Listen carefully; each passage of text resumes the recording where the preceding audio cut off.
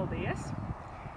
Tātad es savu naudiņu ziedošu smagi slimo bērnu atbalstam Latvijā un iesaku to darīt arī nākošajiem: Anna Grīnberga, Ritvara Rebaini un Rudolfa Rozīte. Jūs esat izaicināti.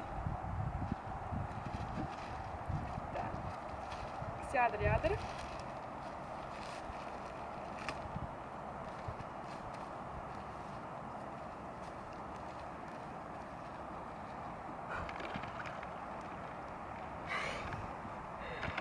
Okay.